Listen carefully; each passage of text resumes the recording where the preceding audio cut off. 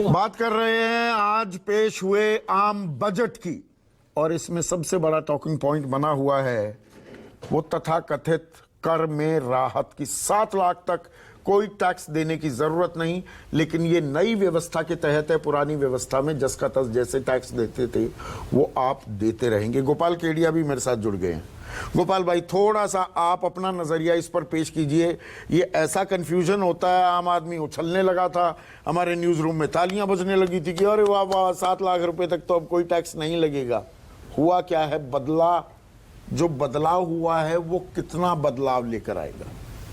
देखिए, ये जो न्यू टैक्स रेजिम में जो स्ट्रक्चरल सारे चेंजेस हुए हैं ये एक्सपेक्टेड लाइन पे नहीं थे।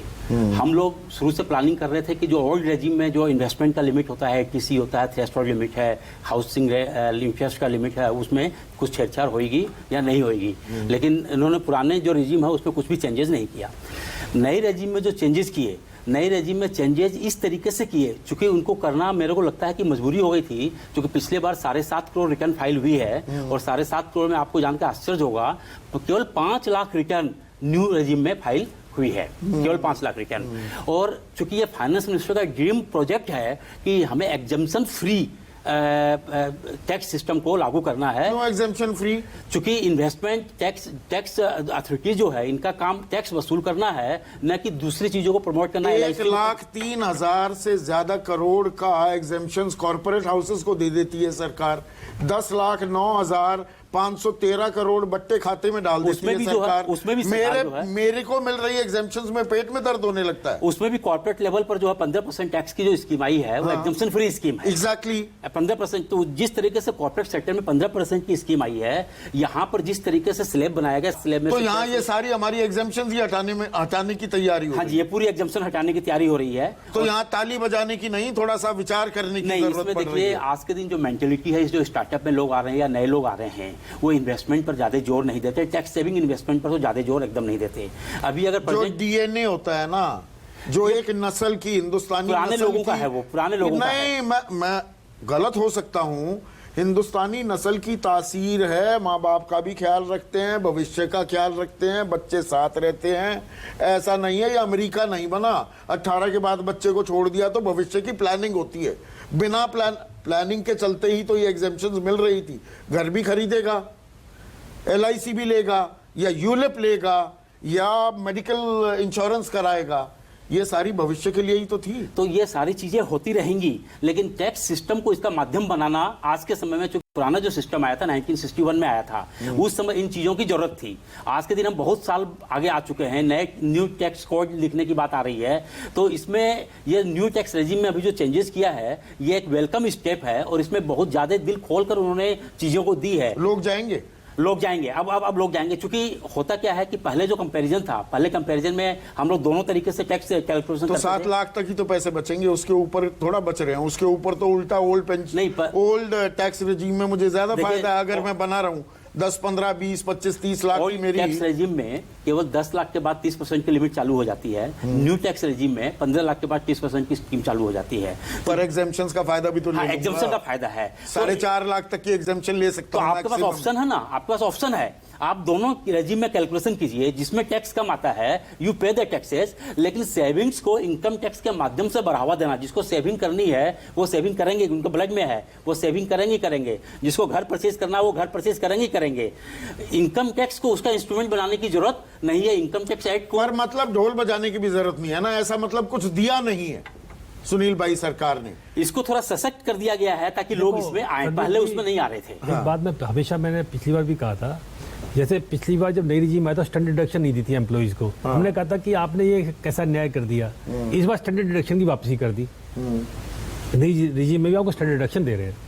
जो अभी आपने बात कही है कि इसकी बैलेंसिंग की जरूरत है। देखिए, जो बेसिक एग्जम्पशंस हैं, जो लोग अपने भविष्य की प्लानिंग करते हैं, LIC करवाते हैं, ठीक है, आप PF में पैसा डाल रहे हो, आप NPS में डाल रहे हो, तो वो भी आपको नई स्कीम में इनकॉर्पोरेट करना पड़ेगा। अब देखिए ना कितना कॉन्ट्राडिक्शन है। एक तरफ तो आप कहते हो कि हम आपको नया इलेक्ट्रिकल व्हीकल खरीदेंगे तो 80EE सेक्शन में हम आपको छूट देंगे 1.5 लाख की, और दूसरी तरफ कहते हैं नया टैक्स उसमें आपको छूट नहीं देंगे।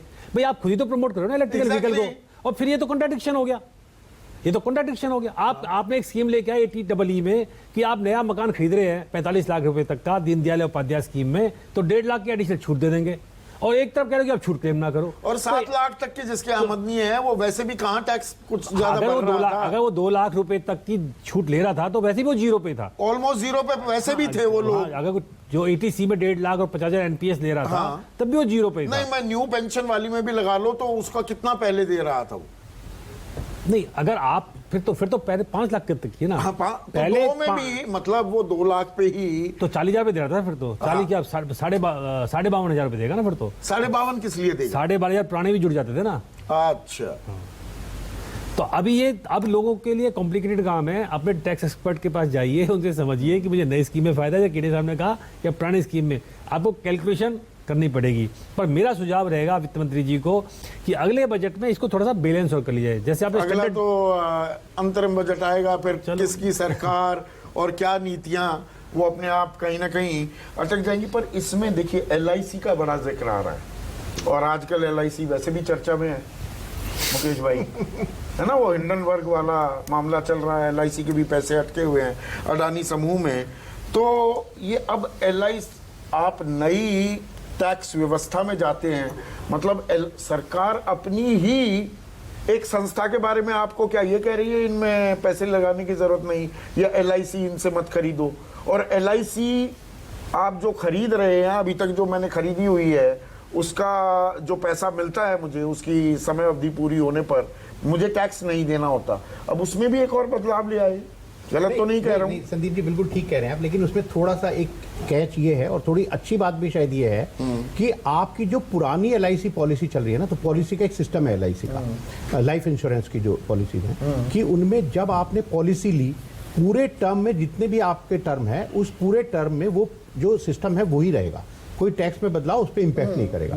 तो अभी अगर रेट्रोस्पेक्टिव नहीं हो सकता, रेट्रोस्पेक्टिव नहीं है, तो अगर आप 31 मार्च, अभी भी आपके पास कुछ समय है, 2 साल का समय है, 2 महीने का समय है, अगर 31 मार्च 2023 तक भी कोई नई पॉलिसी ले लें जिसमें 5 लाख रुपए एनुअल प्रीमियम अगर जाता है, तब उसका जो पैसा मिलेगा मैच्योरिटी पर वो टैक्सेबल नहीं होगा। पर 1 अप्रैल से लूंगा तो वो टैक्सेबल हो जाएगा। वो टैक्सेबल हो जाएगा, केवल एक कंडीशन में टैक्सेबल 50 नहीं लाख होगा। रुपए वापस मिल रहे हैं, उसमें से 30% चले जाएंगे बस संदीप जी, एक ही कंडीशन में टैक्सेबल नहीं होगा, डेथ की कंडीशन में टैक्सेबल नहीं होगा। अगर वो पैसा वो तो कोई सरकार का एहसान नहीं मिलेगा, तो सरकार ये टैक्स के पीछे क्यों पड़ गई भाई? वेल टैक्स लगा दे, ये 166 खरबपति हो गए हैं, इनकी संपत्ति पर लगा दो 2% वेल टैक्स। देखिए, आधी समस्याएं इस देश की खत्म। गलत तो नहीं कह रहा हूं गोपाल केडिया साहब? मतलब आंकड़ा कितना ह्यूमंगस होगा। स्टेट ड्यूटी लगा दें, वेल टैक्स लगा दें। हाँ, नहीं, एक और तरीका है, जितने पावर ऑफ अटॉर्नी पे जितनी प्रॉपर्टी बनी पड़ी हैं, ये उन प्रॉपर्टीज का अगर कोई एक वन टाइम एक ऐसा सिस्टम ले आए कि भाई हम उनको अलाउ करते हैं, उनकी रजिस्ट्री कराई जाए, तो जैसे आपने कहा, मैं समझता हूँ स्टैंप ड्यूटी से इतना पैसा आ जाएगा, वो शायद इनकम टैक्स की जरूरत ही नहीं पड़ेगी। सर ये भी अपने आप में out of the box ideas हैं।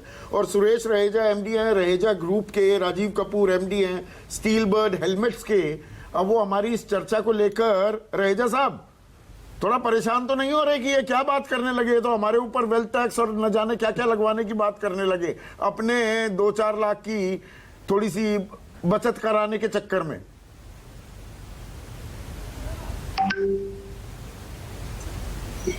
थोड़ी सी बचत कराने के चक्कर में।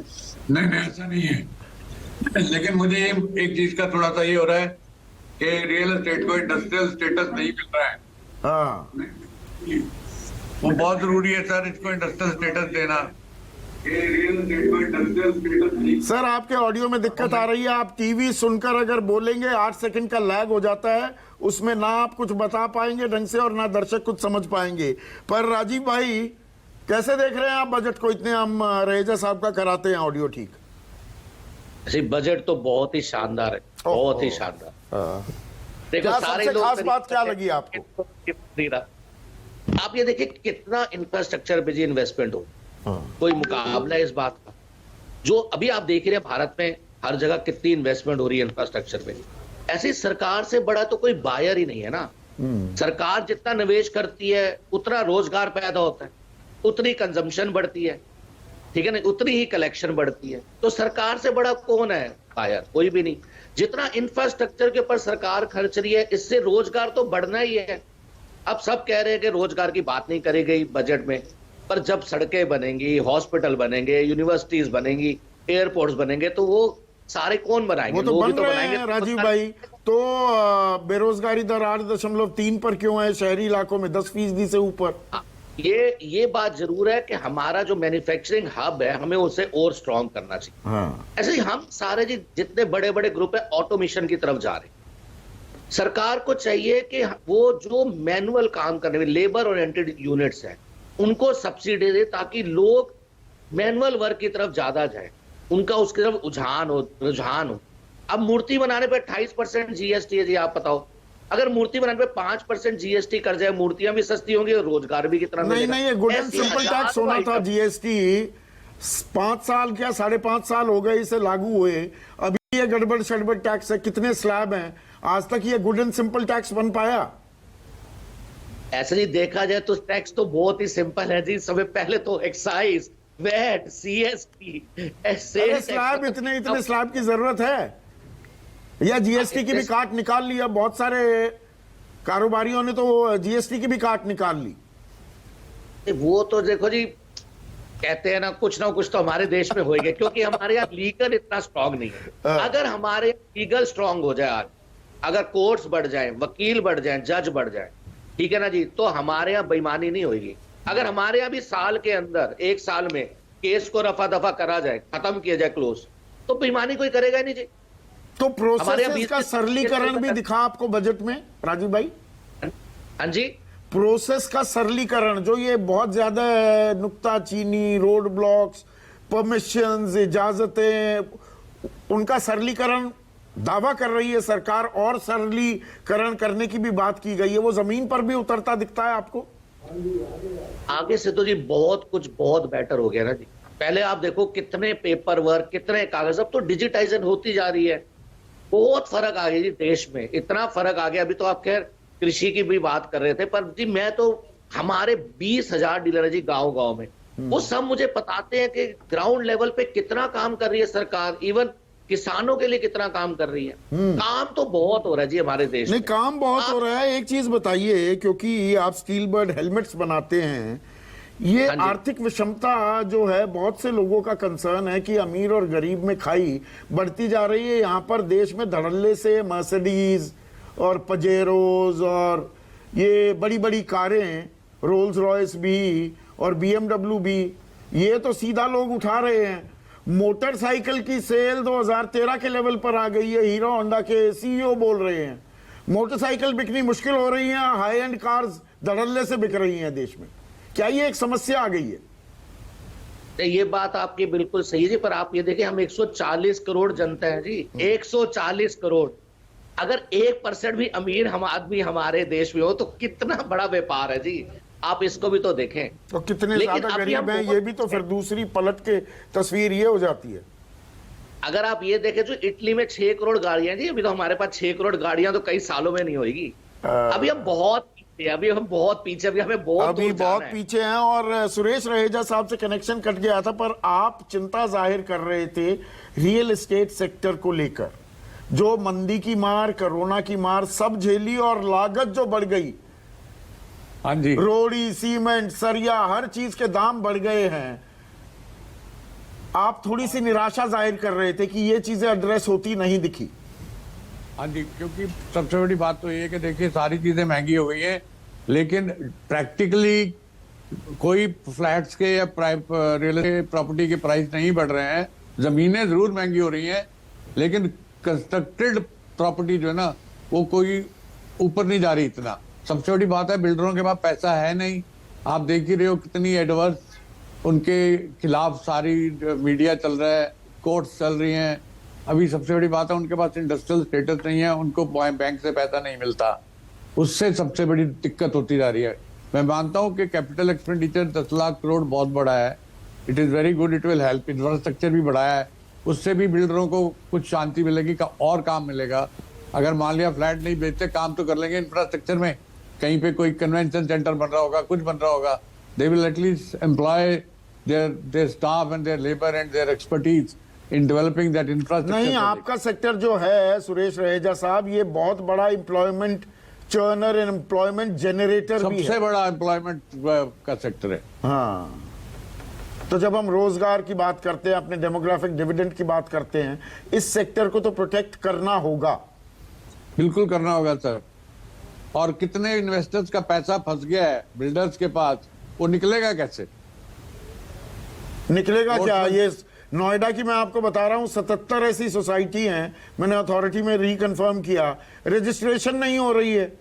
तो मतलब बेचारे जो सपनों का घर लिए रहने की आस लगाए बैठे थे, रह भी रहे हैं, पर रजिस्ट्री, वो पंजीकृत मालिक नहीं है उस फ्लैट के, अधर में है वो सब कुछ। सर मैं आपको एक नोएडा के बारे में, सॉरी इंटरप्शन के लिए। हेलो, हाँ हाँ, बोलिए बोलिए। देखिए लैंड जो है वो नॉर्मली नोएडा अथॉरिटी से लीज पे ले लेते हैं, ठीक है ना, अपनी नहीं है। फिर उसके ऊपर लोन लेके बिल्डिंग बना देते हैं।